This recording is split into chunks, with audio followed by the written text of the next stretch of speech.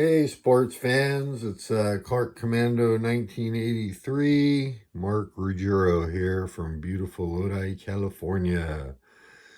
And I finally was able to get to finish the 3 p.m. turn of my intro scenario 1. Just a quick recap. I'm going to point out a couple of things here, and once again, not a how-to, but I am going to try to explain some things. So really quick, these units here, recap, are placeholders, taking no part in the game whatsoever. The X markers are marking obscured units, and you can see I only have one left there. Obscured and ligny, it's a special rule in the game rules. Any units that are set up in cultivated hexes are obscured. Obscured means the enemy cannot shoot at you.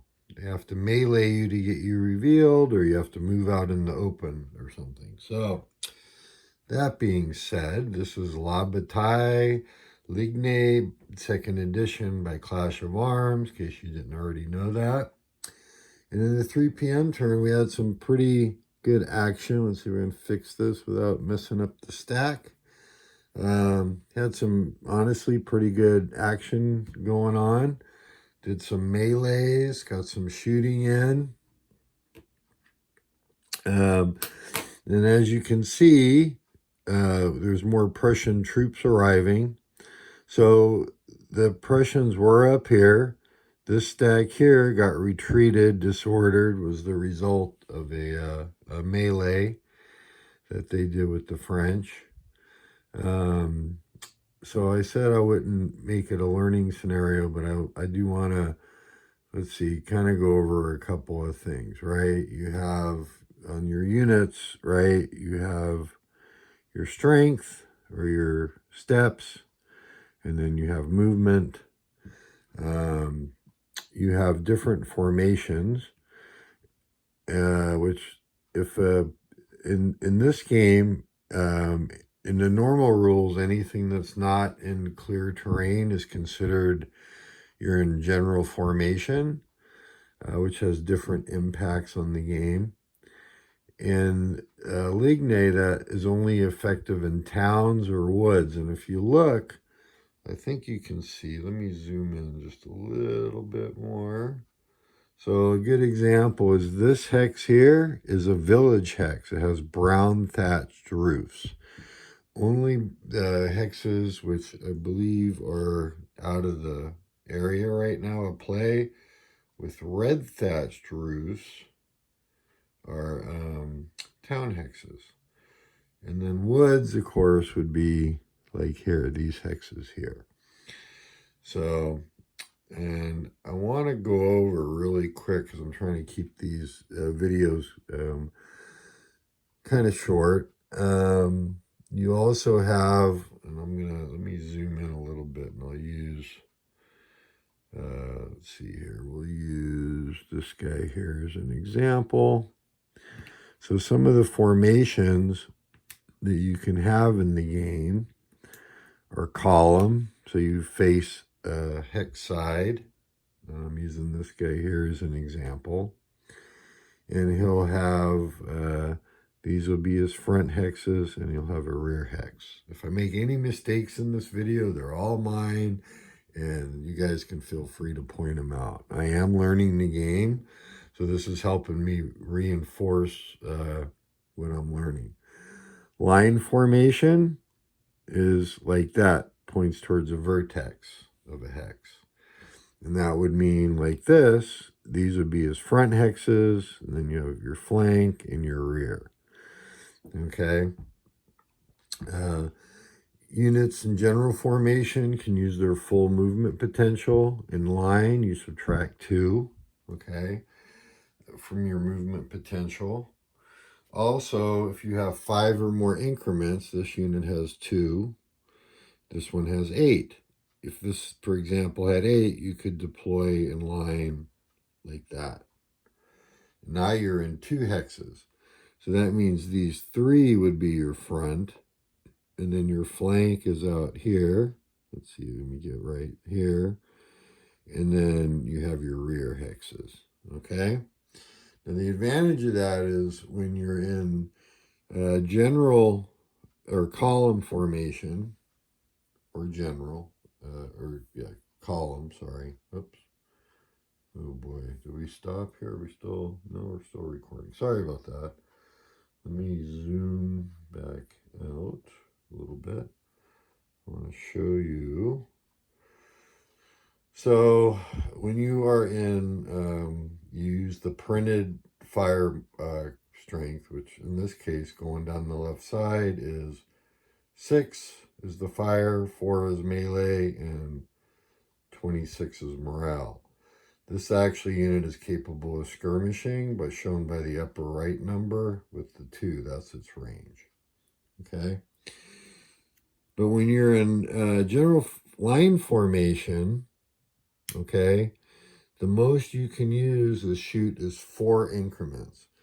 So the advantage if you're 5 or more is you'll have, for example, an 8 factor unit would be able to shoot like 4 here, 2 here, 2 here, or you can, split it up if the enemy moves adjacent to you. Let me see if you can see that. I'll do the point again.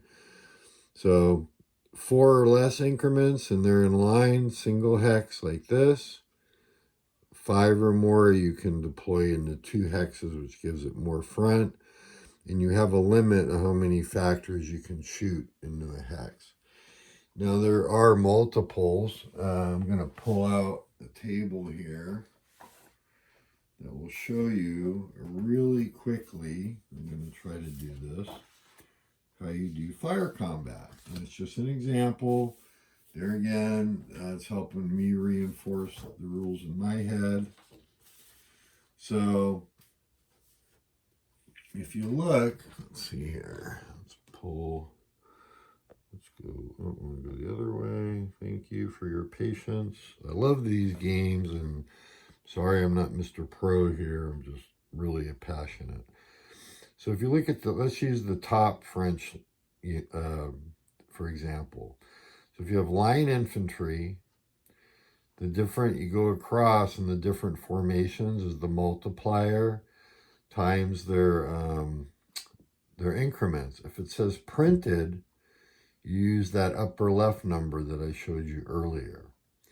So with the limitation on line, keeping this table in mind, if you had an 8 factor unit and you didn't want to, or 8 increments, and you did not want to split it between the 2 hexes like I showed you, remember this is single hex pointing towards 1 hex line, or deployed in 2 hexes. In line, you're limited to shooting 4 increments. So if you're 5 or more, you can split it up between your 3 front hexes when you shoot at the enemy. So what you would do, for example, let's just for argument's sake. So this is a 2 factor. What is this guy? He is a Jaeger, a Prussian Jaeger. And he's 2 increments, and he's like this. So let's pretend there's a French unit right here, okay, right next to him. You would go down to the Prussians, and you'd say, okay, I'm going to shoot 2 increments. And he's a Jaeger, and you would go across, and he's in line, so he would be times 3. So he would be from 2 to 6. Now when you do shooting combat, you compare that to the fire defense of the hex, and the hex I pointed out was clear. So, infantry, right? You're shooting at the infantry in column. So let's just say they were in line and they were in clear. Their defense would be 9.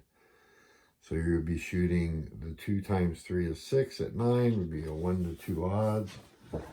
And you would look at your combat chart under 2 to 1 odds is 2d6. One color is the 10, and the white is the single, and you roll, and of course, at 1 to 1, it looks like we would need to get all the way up to a 51 get a hit.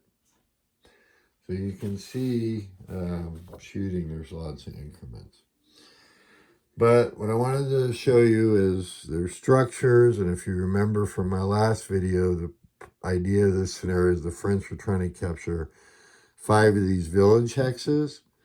There's another group of Prussian reinforcements out here that I did not set up, but they will only be released if the French take the 5 hexes. And so far, they've been pushing in on this flank here. They just pushed this guy back into a structure. He was up here, got shot at, meleeed. They did some exchange of shooting back and forth, inflict some losses, but when he did retreat, they got disordered in the melee result. So the result of that is they retreat half their movement, rounded down. The unit under the disorder marker has a movement of 8, so it was a 4, because he's a musket unit for the Prussians. Let's see if I can do this without messing the stack up. And can you see that? Let's zoom in a little bit. The 7-7 there, so it would be 3.5. So he went back, he went 2, and that was it. Because any of these other hexes, and there's a retreat priority in the rule book, he would have exceeded half his movement. So he stopped in the structure. Hopefully that's legal. Somebody else can correct me if that's not. But I believe, and I followed the, in the 5th edition, I'm using 5th edition rules, I followed his retreat. And the advantage of being in that structure, that's going to boost his morale. It's going to make it harder for the French to take.